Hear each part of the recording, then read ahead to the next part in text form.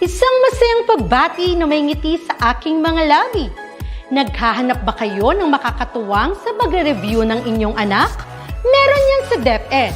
Ang ETUlay online tutorial ay libre at handog ng ating kagawaran sa pangunguna ng OUA ICTS EdTech. Ito ay isang proyektong makatutulong sa mga mag-aaral, katuwang ang mga magulang o kasama sa kani-kanilang tahanan para masagutan at maunawaan ang mga modules. Hangad din ng programang ETUlay ang matulungan ang ating mga guro sa kanilang mga blended learning classes. Ang ating ETUlay ay mula kinder hanggang senior high school. Bukod sa academics, meron din tayong mga special programs gaya ng All is Wellness, Reading and Math Remediation, Storytelling, Mommy Tech Talks, Classes sa Gramatika, Speech Class, Financial Literacy, at marami pang iba. Pinalawig din ng ETUlay ang ating Alive program para sa mga mag-aaral mula grade 1 hanggang grade 3. Gayun din ay mayroon tayong ALS program at SPED tutorials na makasisigurong makakamit ng lahat ang inclusive education. May SPED hotline na rin para sa inyong mga katanungan patungkol sa special education. Kaya, subaybayan mula Lunes hanggang Biyernes, mula 9:00 ng umaga hanggang 7:00 ng gabi ang ating ETUlay. Sa ating pagtutulungan, maiaangat natin ang bawat isa. Ating itutulay ang pagkatuto upang di mapigil ang pag-aaral ng kabataang Pilipino. Itulay natin ito, sulong edukalidad.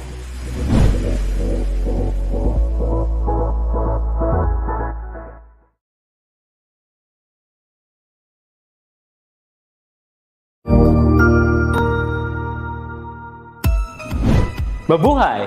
Good day to all! I am your tutor Madge. Welcome to ETUlay, a free online tutorial, an initiative of the Department of Education, Information and Communications Technology Service, Educational Technology Unit, ICTS EdTech.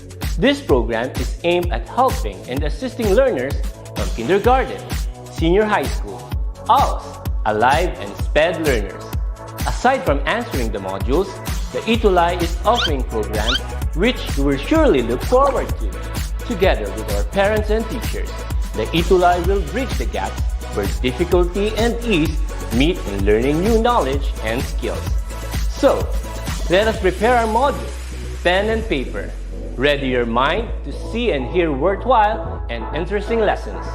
Let us now study and learn, together with our volunteer online tutors. Tara na!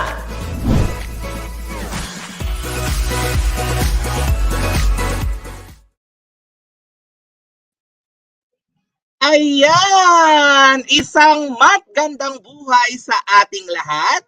I hope naririnig ako ng ating mga ETUlay tuties at ngayon ay Wednesday na naman, Miyerkules at tuwing 11 to 12 noon ay magsama-sama tayo sa ating ETUlay SACSEED, ETUlay sessions on Acing, Civil Service Examination, Education. At ngayon ay nasa week 6 na nga tayo. At by the way, ako nga palang inyong tutor Ron. Kung naaalala ninyo, ako po ang isa sa mga inyong nakasama noong week 1 and 2 para po sa ating ETUlay SACSEED Mathematics or Numerical Reasoning session.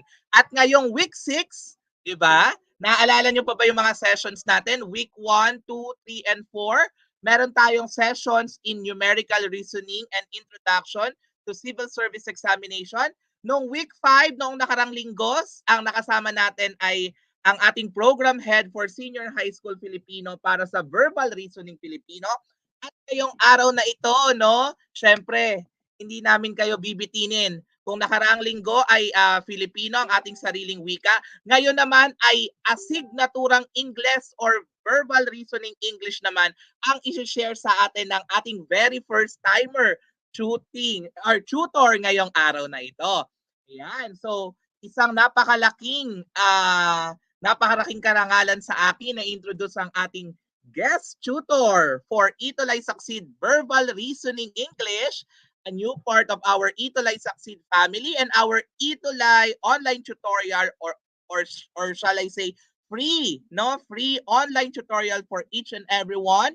My dear co-teacher and of course my dear friend, let us all welcome to share verbal reasoning English on how to ace civil service examination, Miss Pamela Perino Solomon. Hello, ma'am. Good Hello. Okay. morning. Magandang Good umaga. morning, everyone. It's an honor to be part of this program, to be in front of you today, and I am so glad to be part of your week 6 online tutoring in DepEd ETUlay. Okay, so thank you very much, Tutor Rob. Yes, Okay. ma'am. Meron tayong 25 million viewers ngayon. Kaya hindi na natin ito patatagalin pa. Pataas pa ng pataas ang ating mga viewers.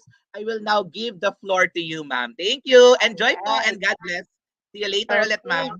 Yes, all right. So thank you very much once again. Okay. So today we're gonna talk about verbal reasoning in English. So last week, no, week 5, we you had an encounter with verbal reasoning Filipino. So this time we're gonna talk about the verbal reasoning in English. So let me just share the objective. A very uh, short objective. We only have 2 objectives today. That is to learn. Ayan. So medyo nag-lag siya. Okay. Ayan. Learn key concepts of verbal reasoning. Okay. So we're gonna talk about, we're going to cover the key concepts of what is verbal reasoning, okay, types of verbal reasoning, the usual questions, and okay, this is very important. This is the usual questions that you will encounter in verbal reasoning. And then we're going to have practice questions. And of course, the most important here is that tips and tricks, okay, on how to solve questions, okay, in verbal reasoning. And of course, number 2, all right, so to answer the reading activities on verbal reasoning. So let's start with the usual questions, the frequently asked questions. Of course, where we talk about verbal reasoning, right? Without further ado, let us start now with identifying what exactly is a verbal reasoning test. So, ano ba ang mini-measure nito? What is the test trying to measure? So, what is a verbal reasoning test? So, a verbal reasoning test actually reveal how well you can analyze written information. This is given to you, candidates, okay, or applicants, to assess your ability to understand what you read, okay, and think constructively and reach accurate conclusions. So if you notice, no, verbal reasoning is always a part of the aptitude test. So this program is really for acing the civil service exam, but you could also use the tips that we're gonna share here later on in other aptitude exams, okay? Para do sa mga mag-entrance exams, okay? In different companies. Then you could also use the knowledge that we're gonna share here in the online DepEd tutorial, okay? All right, so what is verbal reasoning? So it's a type of problem solving that requires the test takers to select a sentence out of the 4 options which best completes the passage. So basically, you're gonna have a reading comprehension test here, wherein you will have to read the passage and then select from the 4, sometimes 5 nga, okay, options that the best answer that is taken from the passage. Okay, so verbal reasoning tests assess your ability to read and understand text, which is really important skill. Verbal reasoning tests are used in educational assessment. That's why in every test you will always encounter verbal reasoning because it's really an aptitude test that would test your communication skill. Okay, so how does verbal reasoning work? Okay, so just like what I mentioned a while ago, the verbal reasoning test basically is a reading comprehension test. Okay, now this is given to any applicant, okay, or any candidate so that the company, or particularly here, civil service, you're applying for a government job here, okay, so that they will have an additional insight on what expected work level of the contestant. So it gives the employer a more accurate image of what the contestant, I mean, the ability of the contestant more than what is written in the curriculum vitae or in the resume and the job interview. So a verbal reasoning test works by presenting you with several passages, which will be followed by questions. So later on, no, in our exercise, in our practice, we're gonna read some passage, and then you will be given for options. You will be given questions, which has something to do with the passage. Okay, dahil nga reading comprehension test ito, what are the required skills, okay, that you need to improve, okay, in a reading comprehension test? One, the ability to recall facts and figures at short notice. Remember that this is a timed test. You are reading these passages under time pressure. So, bakit nga ba gano? Bakit nilagyan ng time, ano? Because we would like to test the ability, how fast, you could recall facts and figures at a very short time. This verbal reasoning test, okay, would also a measure would also see would like to measure also your good comprehension skills. Why? Because you need to be able to read between the lines when presented with questions, problems. So logic then sinusukat niya logic. So it measures your logic. And then the third one is it measures how quickly you can decipher information. Just like the first one, the ability to recall facts and figures at a short notice. So here, this test would also like to measure how quickly you can decipher information efficiently to arrive at an answer that makes sense within a given time frame. Okay. All right. So let's have some tips. Before we proceed to the practices that we have that I have prepared for you here. Let's have some tips muna and tricks in acing your verbal reasoning test. So very basic. Okay. The first one, of course, as I always say, practice is essential, not optional. If you are taking any test, there is always a preparation. So practice, practice, and practice. No other uh, tips could be given aside from this one. Of course, you have to practice some more to ace your assessment and aptitude. There are materials that are available which you could use to practice on your verbal reasoning. Now we also have number two. So why is it important that you scan the entire test first? Hindi agad babasahin agad-agad ang passage. Of course, the first thing that you need to do is to scan the entire test. It is very important that you do not read immediately the passage. Okay, make sure you look over the entire test. Why? Because you have to see how many reading tests are there in that particular test. So you have to find out how many passages that you need to read. Okay, and you also have to look into the number of questions associated in this passage. It is very important that you scan the reading test first, okay? So that you could also divide the time. Remember, in a reading comprehension test or in a verbal reasoning test, we have the 1 question, 1 minute rule. Okay? So most likely it's 20 item question, reading comprehension questions, and there are only 20 minutes. 15 to 20 minutes time yan, okay? And so you have to follow the 1 minute 1 question rule. So you really have to budget your time. So for you to be able to divide your time, scan the entire test first. Okay? So these exams are usually timed. Always remember that one. So you need to make sure you have a particular time for each question to complete everything.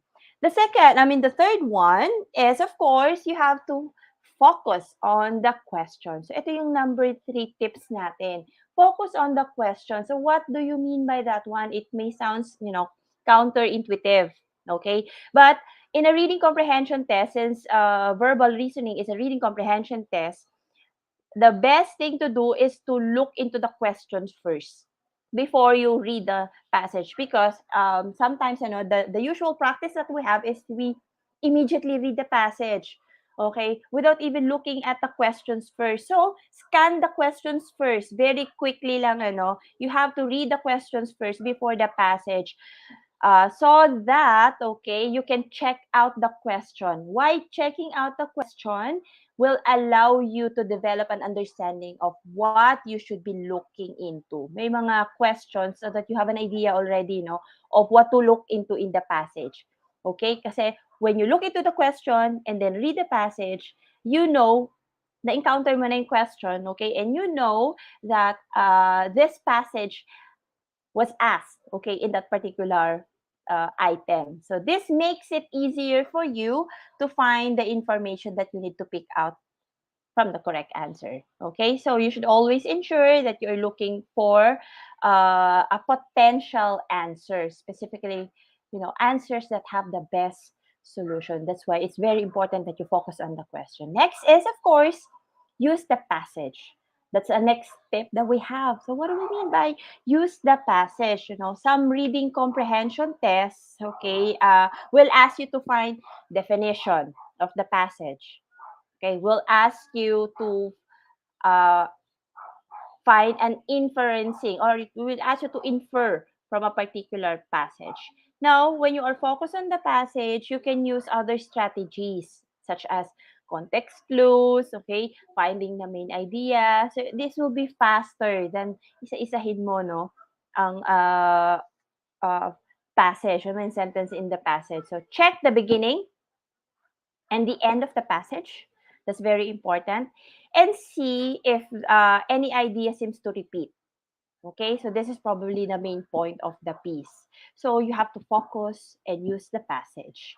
And of course, next is that you have to work with your answer. What do we mean by working with your answer? So there are answers that are usually wrong and can be dismissed. So ito yung tinatawag nating the process of elimination. You're not likely to find the right answer in something humorous. So kapag ito lang yung tips, if the answer would include always or never, then most likely, correct yun. Okay, so answers that include the term always, okay, or never are also unlikely to be correct.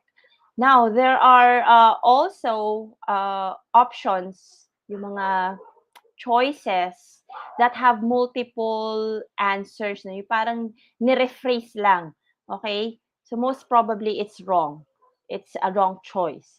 Okay, so you may also find questions with multiple answers that seems almost the same. So only restated a different term. So these are probably wrong. So you have to, of course, work with your answer. And then number 6, since again, I would like to emphasize that verbal reasoning is a reading comprehension test, learn and practice reading comprehension strategies. So we have a lot of reading comprehension strategies, the skimming, the scanning. These are all examples, making inferences. Okay, this would also go back to number 1, which is practice. Because if you prepare by exposing yourself to different reading assessment tests, then mas madali. It's easier for you to infer. Okay, it's easier for you to apply reading comprehension, such as analyzing and interpreting literature, okay, the skimming and the scanning. So, mas madali sa'yo yung if you are familiar with this strategy. So, there you go.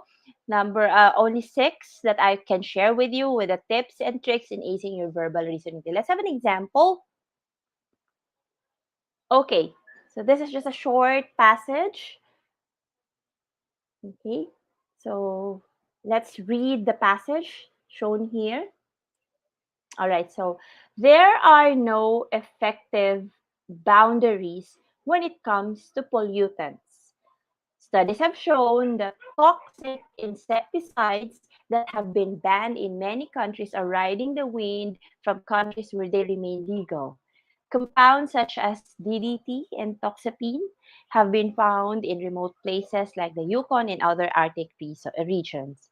This paragraph best supports a statement that if you're going to apply the tips that we had a while ago, which in you look into the questions first, I mean the options first, and that's A, B, C, D, okay? The question here is that this paragraph best supports the statement that, meaning the question here, the paragraphs here would require you to infer, okay, or to come up with a generalization from the paragraph that is given.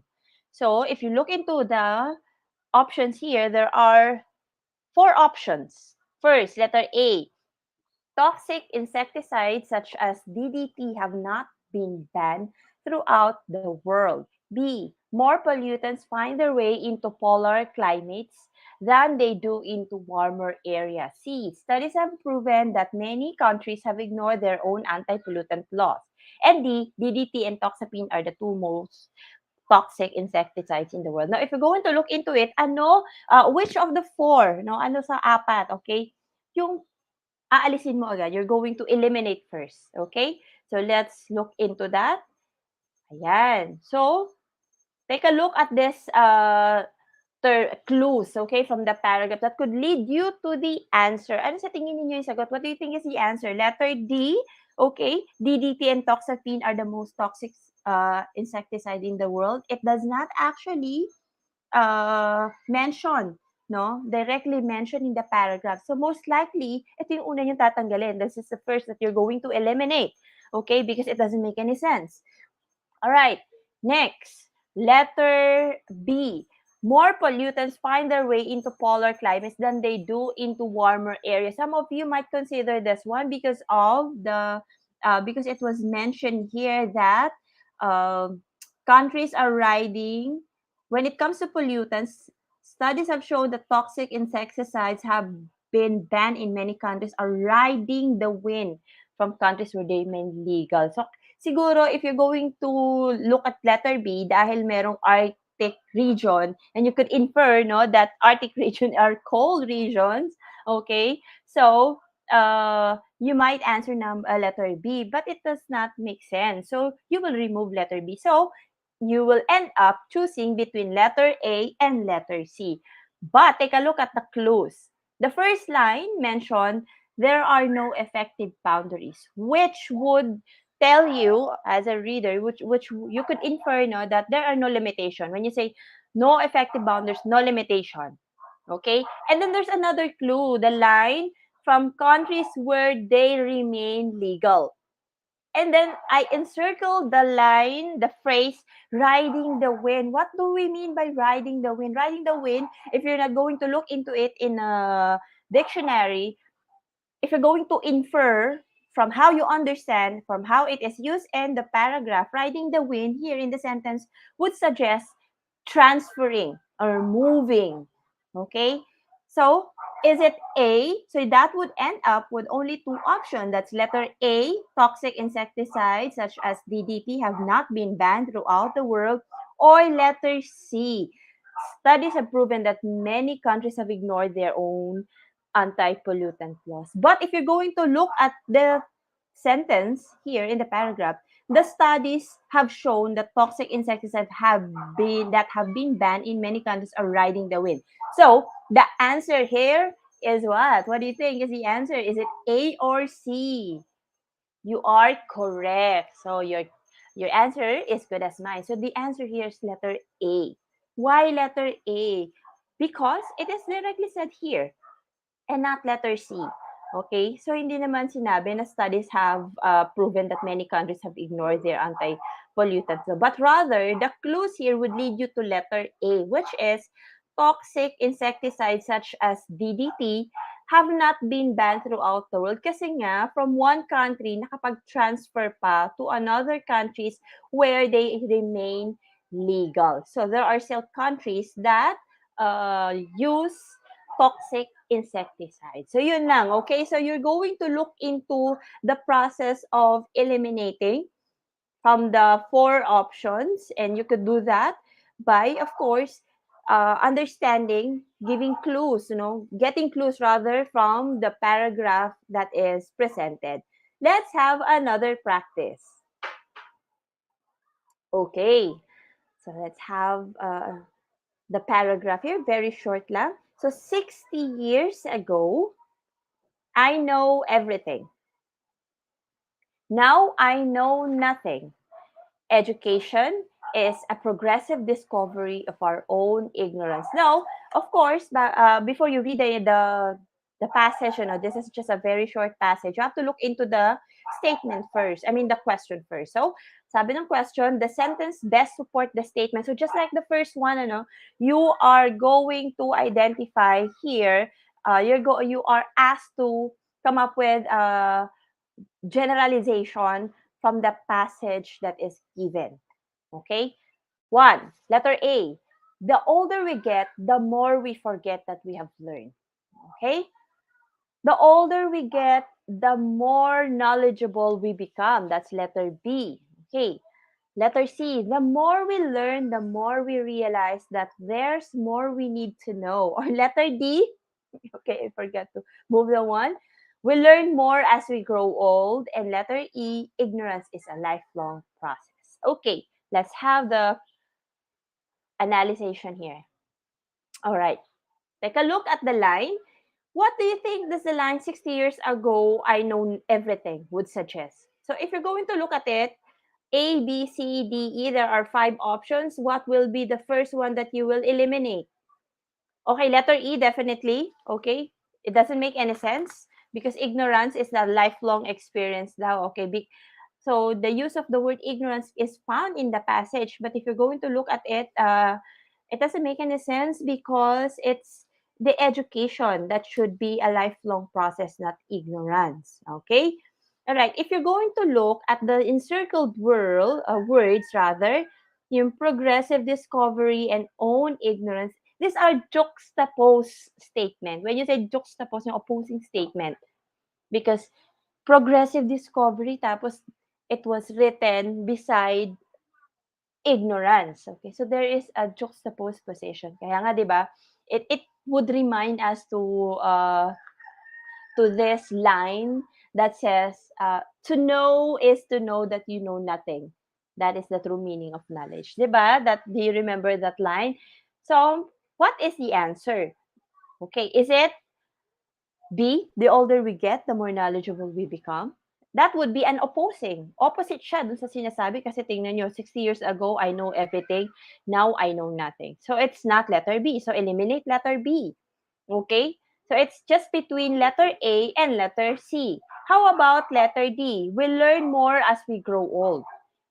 Look at the sentence nga. 60 years ago, I know everything. Now, I know nothing. So, it doesn't make any sense in letter D that we learn more as we grow old. Kasi it would be the opposite from the statement, 60 years ago, I know everything. Now, I know nothing. So, you would only need to have letter A and letter C. Okay, so the older we get, the more we forget that we have learned. And the more we learn, the more we realize that there's more we need to know. So what do you think is the answer? Is it A or C? Yung pinaka malapit sa sagot. The older we get, the more we forget that we have learned. The more we learn, the more we realize that there's more we need to know. So, A or C? So the answer here is letter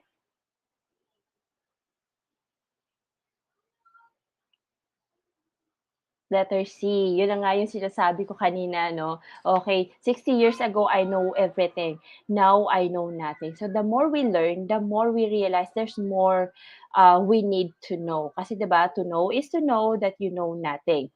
Okay, medyo confusing ito, di ba? You could also answer letter A kasi sinabi, the older we get, the more we forget that we have learned. Okay. All right. Now, how do verbal reasoning tests work? So what are the skills that are required? Usually, in a verbal reasoning test, okay, you would encounter 3 questions or these 3 questions that would measure your verbal critical reasoning and your reading comprehension. So let's have an example here, and then let's try to identify what does the test wants to measure. Is it verbal critical reasoning or yung reading comprehension? Okay? So, Let's have this example. Alternative investments have become increasingly popular. Oh, take a look at the questions. The passage suggests that it is safer to spread your saving across a range of different investments. So this will require you to agree, disagree, okay, and cannot say. So this is a verbal critical reasoning test. So tatlo lang ang option yan. So you just have to read it fast, okay? And then you just have to answer true ba, false ba, or cannot say. So what is the answer? So alternative investments have become increasingly popular in the last decade as investors seek a safe haven from highly volatile equities and the unpredictable property market. During this time, alternative investments such as art and stamps have outperformed traditional investment by around 60%. High net worth individuals, in particular, are scrambling to diversify their portfolios in order to mitigate risks and preserve their capitals. So, while alternative investment can produce higher returns, they have significant downsides. Fake presents a major problem for potential investors as fraudsters flood the market with replicas. This is a particular issue with popular artists such as Picasso, who produced thousands of pieces of art. Furthermore, art can be expensive to buy and sell, with auctioneers typically taking around 6% of the sale value in fees. Finally, valuable pieces need to be insured and protected. The most valuable artwork are often stored in banks' vault and secure art storage facilities, with the owner rarely getting to enjoy the piece. So, since you have particularly read naman na the questions, then it's easy for you to look into the answer. Okay? So sa tingin ninyo, ano ang pinakatamang sagot? Is it true? Okay? Is it false? Or cannot say? What is the answer? Okay. All right, so very good. So the answer here is true. Bakit true? Take a look at the third sentence. Okay? The third sentence explains that the very rich have been diversifying their portfolios to reduce the risk of sudden changes in share prices. And so therefore, this would suggest, okay, that the statement that the passage suggests that it is safer to spread your saving across a range of different investments. So it's true. Okay, so since nabasa na ninyo yung question, it's easier for you to answer because you know already na true, false, and cannot say lang naman ang hinihingi ng questions. Let's have another example here. Okay, now take a look at the question. This is what we call the verbal, okay, critical reasoning test. So what is this verbal critical reasoning test?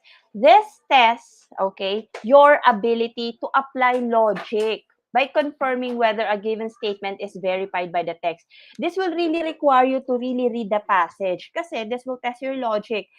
Iko-confirm ng question kung talagang nabasa ninyo yung passage. So, this is a test of logic whether a given statement is verified by the text provided. So, this is a verbal reasoning exam. Okay, let's have another example here.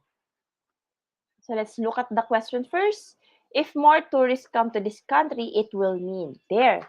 Meaning, you need to read the entire passage because there is a reading comprehension test.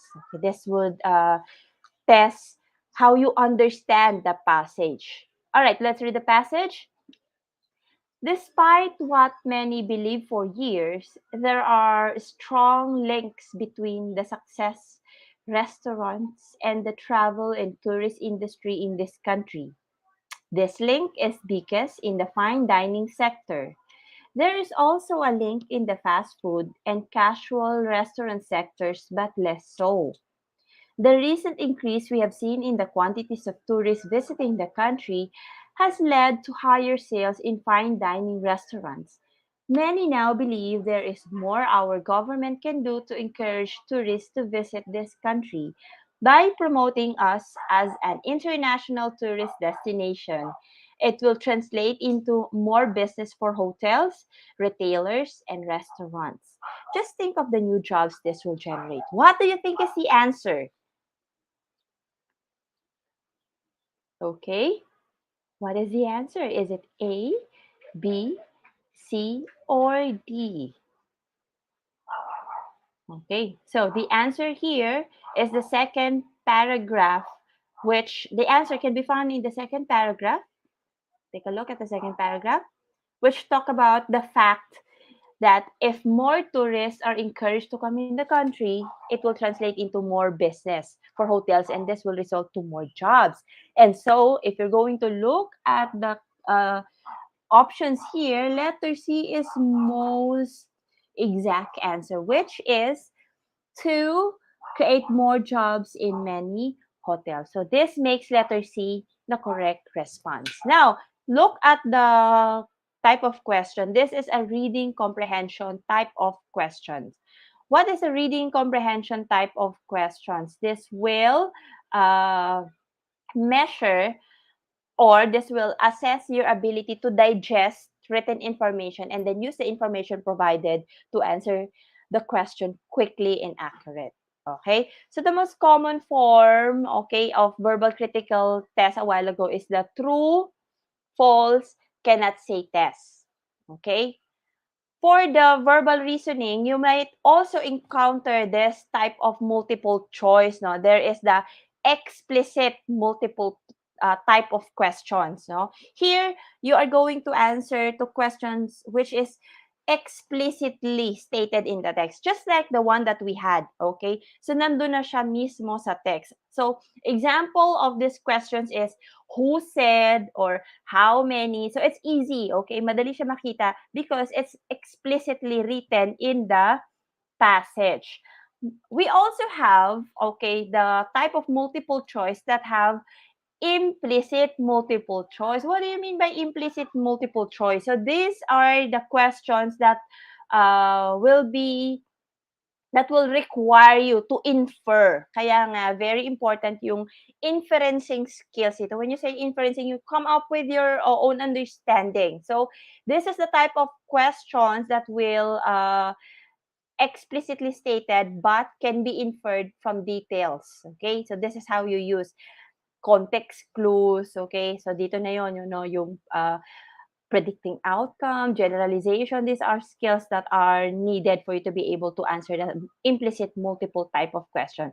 For a good example of that one is yung what made the employee decide?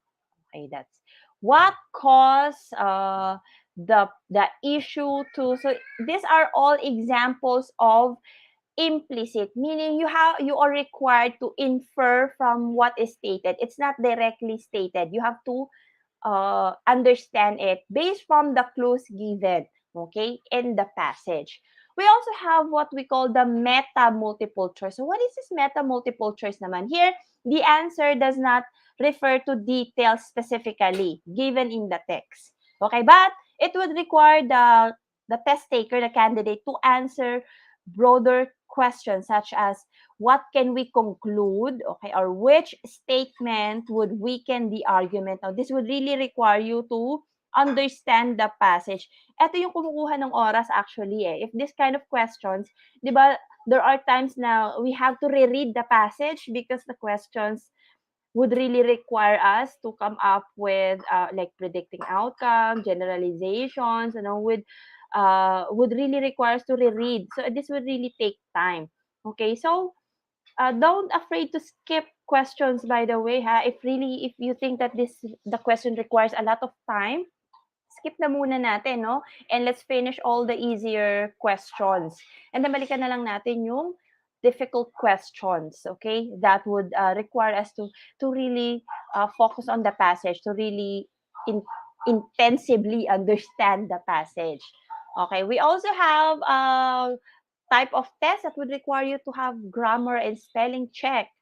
Okay, let's have this one example. And we also have questions that would require you to have the vocabulary and analogy. Ayan. Which of the following would best replace the word understanding in sentence 3? So, kapag nabasa mo na yan, you don't need to really read the entire, no? Nasaan si outstanding in sentence 3? Okay? So, ayan, no? Babasahin natin. Let's look at it. So, we can find it here. Some will ask lots of questions and some will want to chat. So, ito yung sentence 3. It is up to you to know how to handle them and to provide them all with outstanding levels of customer service. To do so will require empathy, patience, and consistency. So, these are the choices. We have the A, remaining, B, superb, C, multiple, and D, supportive. So, what do you think? Of course, if you're familiar already of the word outstanding, you know very well that the answer, okay, is letter B. Outstanding, the word outstanding, you know, that is used in the sentence number 3 suggests that customer service has to be really great. Okay, so the answer would lead you to option B, which is superb. So superb is the best word to replace outstanding in this case. So here, there is the word analogy. Bakit word analogy? Word analogy and vocabulary. So sometimes, if you read a passage, kapag binrowse yung passage, okay, nakita niyo may mga highlighted, okay, word already. So given na yun, alam niyo na itatanong yun. Kasi why is it highlighted in the first place if this will not be asked? So, word analogy questions such as this one would test your ability to find the relationship between a pair words.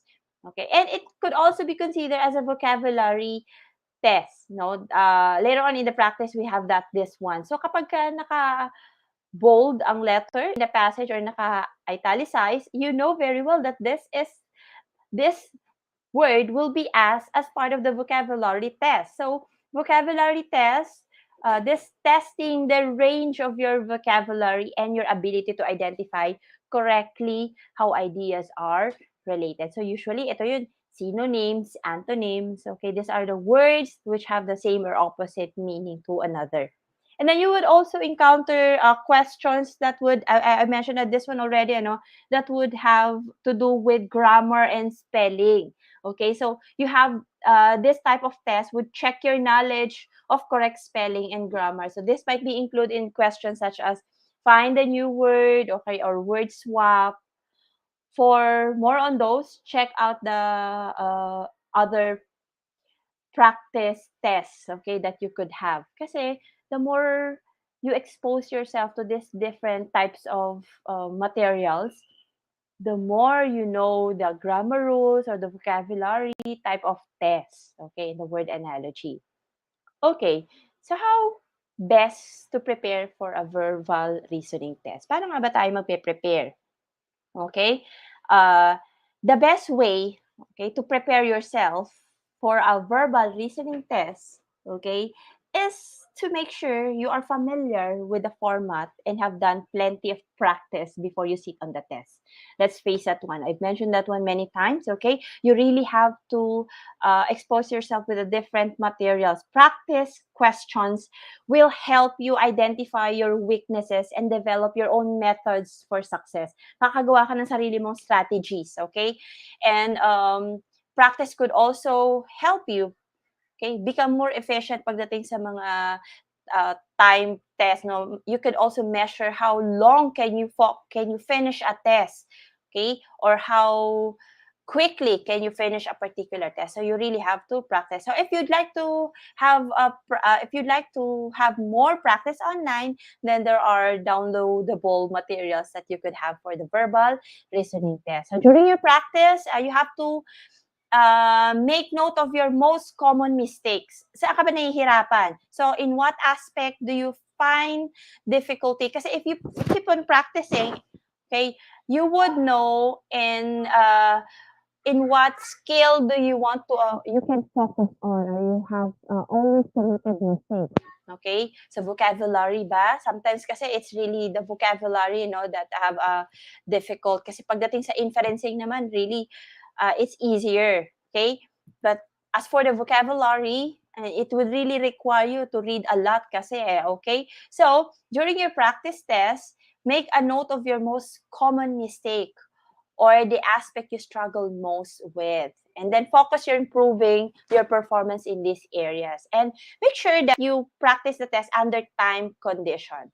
Okay? So I think all of us, lahat ng mga nakapag-board exam or nakapag-aptitude test and would really encounter this one when you have review sessions, you really have also to time yourself. Okay? And make sure that you practice under time pressure because speed as well, accuracy will be crucial when it comes to the real test.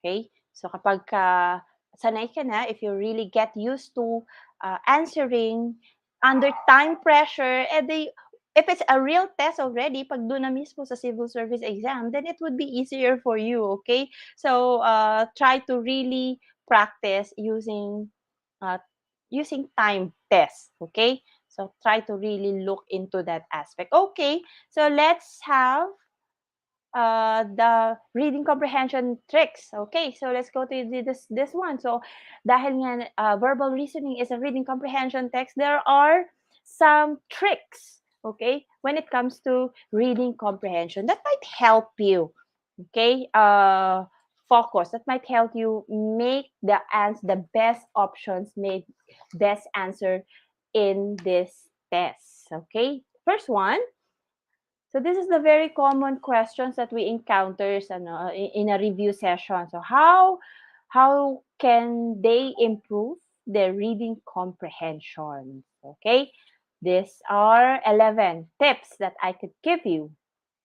First one, okay, so while ensuring that you strike a balance area, okay, it is on this area, it is really important that you keep a number of things in mind and ensure that you do not fall in the common pitfall. Kaya nga, I mentioned a while ago, it's very important that you practice kasi you'll be able to understand in what aspect you find you always committed mistakes. Okay? So, anong klaseng exam ba yung lagi ka nagkakamali? And then you could focus on that one. Okay, the first one is, of course, as you can see there, do not overemphasize trivialities. What do we mean by that one? So, details are important. We know that one.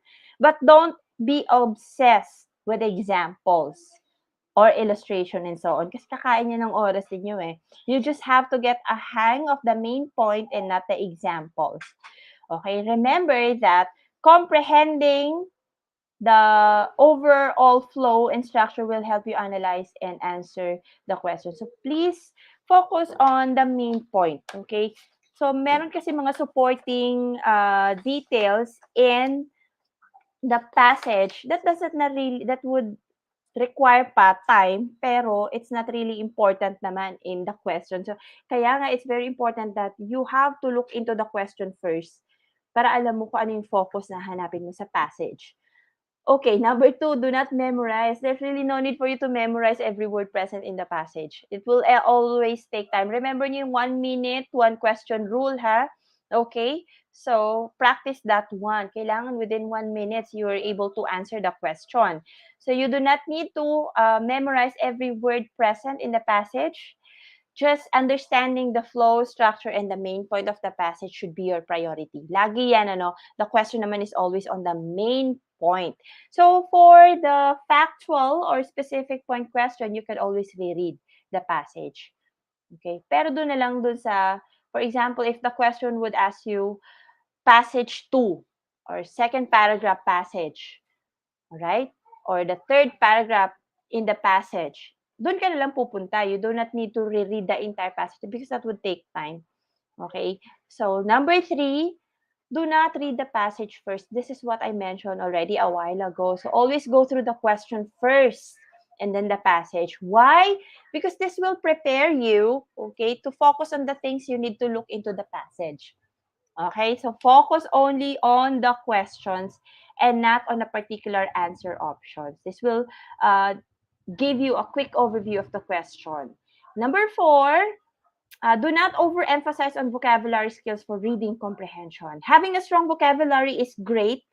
However, okay, meron talaga mga questions na mahirap, such as Shakespearean vocabulary na hindi natin na-encounter sa tanang buhay natin, ano? So, this will help you, this will really prevent you from understanding the passage. So, do not put yourself so stressed with this one. Okay, pwede naman nating balikan yan, ano? So, what are you going to do? Just make sure that you understand how is the word use in the sentence. Dito papasok si context clue. Napaka-powerful ni context clue, ano? If you do not know the meaning of the word, you just have to look into how it is used in the in the paragraph and in the sentence. Okay? So that's how you could understand how the word used in the sentence, and eventually could help us lead to the answer. So number 5, do not spend time on reading comprehension that you cannot comprehend at first. So, there are times that we come across with, eto na nga yung sinabi ko a while ago, no? There are times that we come across with a passage that we're not able to comprehend. Napakahirap talaga, no? And it's really struggling with one passage on the exam. So, unahin na muna natin yung mga madadali, okay? Focus on the ones that you can easily manage, okay? And then you go back to the tricky passages, yung mahihirap talaga. And you know naman, ano, okay, if that would require you to reread the passage, iwan mo na yung passage na yan, balikan na lang. That's it, okay? And then, of course, if you still have time, make sure that you really answer the passage. So, kung wala na talagang time, no, just focus on the question and create an intelligent, educated guess. Pinakamalapit, the one that really makes sense.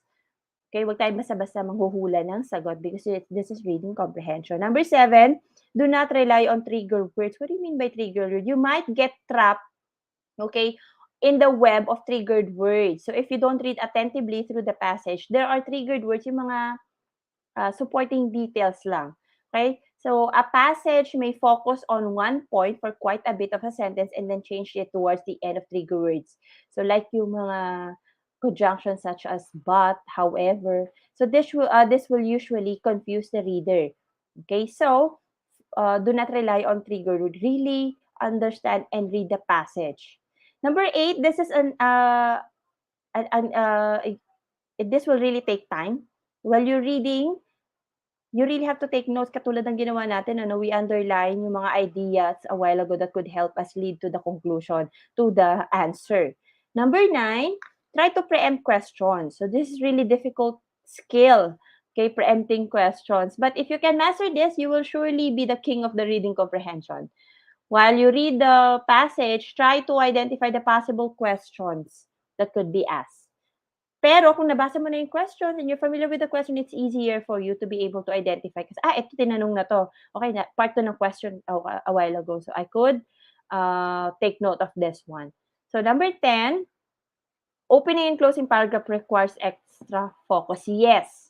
Questions such as the main idea are based on the overall subject of the passage. And majority of the time, the answers for these questions lies in the first and the last paragraph. So you have to really give an extra attention to the first paragraph, yung topic sentence, okay? And also how the sentence ends, because that's usually would tell us about the main idea of that paragraph. And number 11, constantly question yourself while reading the passage. So you really need to focus, okay?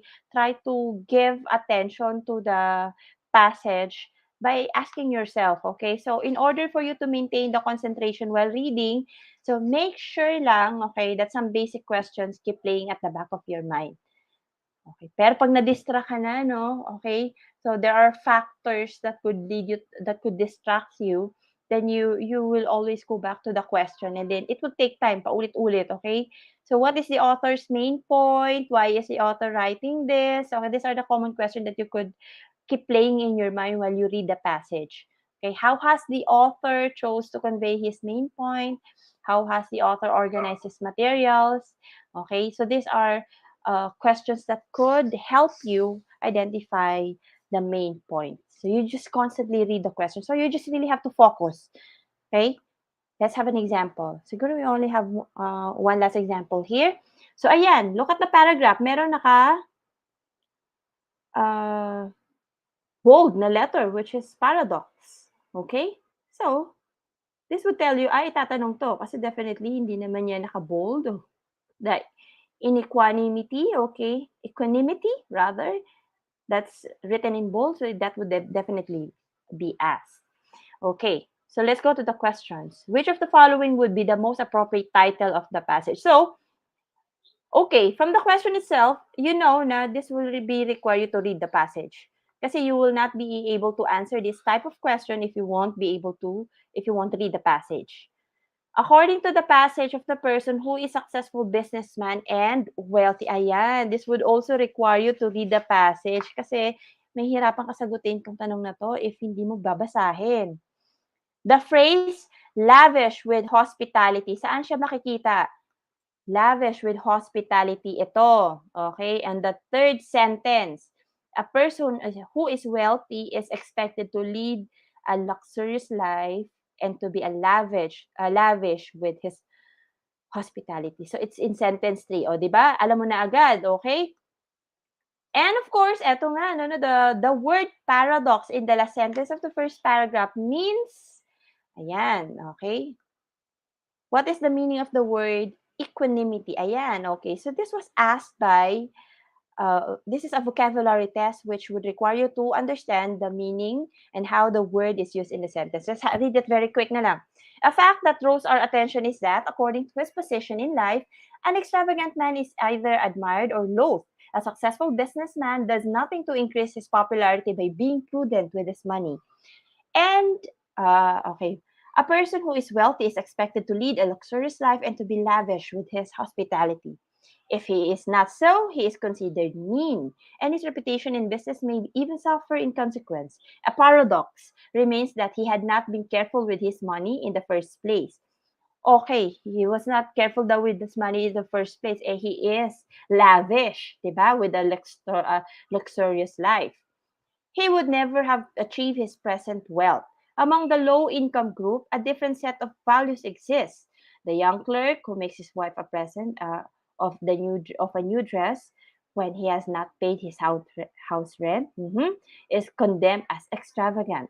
Carefulness with money to the point of meanness is applauded as a virtue. Nothing in his life is considered more worthy than paying his bills. The ideal wife for such a man separates her housekeeping money into joyless little piles. So much for rent, for food, for the children's shoes. She is able to face the milkman with equanimity every month, satisfied with her economizing ways, and never knows the guilt of buying something she can't really afford. As for myself, I fall neither of these categories. If I have money to spare, I can be extravagant. But when, as is usually the case, I am hard up and then I am the meanest man imaginable. So what do you think is the passage all about? What do you think is the most appropriate answer here? A, being extravagant is always condemnable. B, the cause of poverty is extravagant. Does it say? C, extravagance is a part of the rich as well as the poor. And D, stinky habits of the poor. So letter D is not, doesn't make any sense. So we remove that one. Letter A is, it's not actually mentioned here. Doesn't make any sense as well. It's generalization of the passage. So more on opinion, okay? Letter B and letter C. So the most appropriate answer here is letter C. Why? This is the most appropriate title as the author shed lights of the life of the rich person, okay, in the first paragraph, and discusses the life of a person who belongs to lower part. Ayan, nandito yan. Okay. So, nag-compare siya, no? So, letter C, extravagance is part of the rich as well as the poor. Okay. According to the passage of the person who is successful businessman and wealthy, A, B, C, or D. Okay. So, makikita yan sa first paragraph. Okay? Nandito yan sa first paragraph. So, the answer here is letter A. A lavish man, a businessman and wealthy is expected to have lavish lifestyle. Okay, so nasa first paragraph yan. So kung na-encounter niyo kanina, di ba, we went to the question. So, as you see on the first paragraph pa lang, alam mo na yun yung sagot dito. So, it's letter A. Okay, number 3. The phrase lavish with his hospitality. So, ito yung kanina, okay? In the third sentence, in the first paragraph means, what could be the answer? Ayan, oh. Lavish with his hospitality. Nandito yan. A person who is wealthy is expected to lead a luxurious life and to be lavish with his hospitality. So hospitality would mean welcoming guests, right? Okay. So, what could be the answer? Ayan. Ayan, letter D. Extravagance in entertaining guests. Okay, this is the vocabulary test, paradox. Ayan, nakita natin yung kanina, naka-bold siya. The paradox remains that he had not been careful with his money in the first place, he would never have achieved his present wealth. So, from that sentence, what do you think the paradox would mean? What is the answer here? Babalikan natin ang meaning ng paradox. So, nakita ninyo naka-bold si paradox. So, definitely, it would be asked in the test. Okay, so the paradox, alam naman na natin, ano? So the answer is letter B, a statement that seems self-contradictory. And the last one, this is the word equanimity. What do you mean by the word equanimity? Equanimity means being composed, okay? The stability or composure. So, what would be the best answer? A, calmness. Calmness.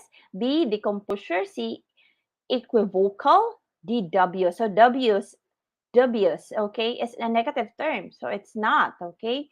Discomposure is the antonyms. Equivocal is not also. So, it would lead us to letter A, which is calmness. So there you go po. These are examples of how you could ace your verbal reasoning test. So towards the end, let me just leave you with this one. So a strong verbal ability is more than just a tool, okay, to help you land your dream job. In this case, you plan to ace the civil service exam with a high verbal ability score. So, a high verbal prowess guarantees a positive first impressions, okay? Showcasing you as professional equipped to effortlessly communicate in language that truly transmit your intention. Your verbal ability can be a real asset, whether you are in your dream job, interviewing for a new position, starting out a new relationship, or anywhere else in life. So I hope I was able to give you a very, though it may be quick, I was able to help you and give you some tips on how you could improve your verbal ability test. Thank you very much. Danielle? Wow! Yes, Ma'am Fam, congratulations at sigurado no na maraming mga napulot ang ating mga taga-subaybay ngayong araw na ito, no? Tutor Fam, shout out lang natin ang ating isa sa mga napaka-active na student dito. Student rin natin siya sa San Lorenzo Ruiz Senior High School, Mr. Rodel A. De Mesa of Grade 12 ABMO3. Maraming salamat. At syempre, nagpapahatid rin dito, Ma'am Fam, ng pasasalamat ang isa sa ating mga tagapanood ngayong araw na ito na si Mr. Jomel S. Madrid. Ayan, sigurado yung mga tips na binigay ni Ma'am Fam ay siguradong magagamit po natin, no, as we go through the process of taking the examination for the civil service. Ayan. So ito yung mga Ma'am Fam, no, gusto mga maging kawani ng gobyerno, no. Kung gusto din yung Yes, maging and good luck, no? Okay, good luck to them. Kasi kayang-kaya. Okay. yes, Practice sigurado, lang. no, with the Yes, help definitely. of this free ETUlay tutorial session, no, sigurado na kayang-kaya na po nilang mapagtagumpayan ang ating civil service examination. Na I guess, kung ako nagkakamali, no, we'll be having the exam this coming April na po ata, Ma'am Fam, no? O April ang start ng pag-process ng mga documents and then June magkakaroon ng exam. Ayan. And of course, syempre, Ma'am Fam, with your dedication of your time and talent, no? And of course, treasure dahil kasama dyan ang internet connection, no? Damutan nyo na po ang ating munting handog po para sa inyo, ang ating certificate. Ayan. So, bago ang lahat, syempre, shout out po sa lahat ng mga nanonood sa atin, lahat ng mga nagbigay ng suporta for Ma'am Fam, Tutor Fam, and to the whole ETUlay SACSEED. Pa-shout out daw, Ma'am Fam. Mga students ba ito? 11 ICTB? Mga Ayan. estudyante ko yan. Oo nga. Ayan si Eliza Nicole B. Enolva, si Anton Pajo Carulio, at pa-shoutout daw sa 11 UMC. Ayan. Hello sa inyong lahat. And of course, in behalf of the ETUlay family, we'd like to award this certificate of recognition to Ma'am Pamela P. Solomon for sharing her invaluable knowledge as tutor during the 6th session in ETUlay SACSEED of the ETUlay online tutorial program conducted by the Information and Communications Technology Services Educational Technology Unit, ICTS EdTech, held on March 23, 2022, given this 23rd day of March 2022 via StreamYard, signed by our project lead of DepEd ETUlay and our principal, Mark Anthony F. Hamisal, the team leader for broadcast media and streaming, Mr. Salvador Iman Sala I, and the head of ICTS ETU, Mr. Mark Anthony CC. Muli po, Ma'am Fam, maraming salamat at see you ulit sa ating mga next endeavor. Ayan. Thank you very much. Thank you very much to all. May mga shoutout ka pa dyan before tayo magtapos. To all my students, ayan, Yumsi, salamat sa panonood. Thank you very much. Have a great day, everyone. Yes, at dito nga nagtatapos ang ating week 6 at sa susunod na linggo abangan natin kung sino naman ang bago, no, na mag-share ng kanyang knowledge in general knowledge of the civil service examination. Thank you once again, Ma'am Fam, and to all the viewers for today's ETUlay SACSEED 6th session. Magkita-kita po tayo muli sa susunod. Paalam!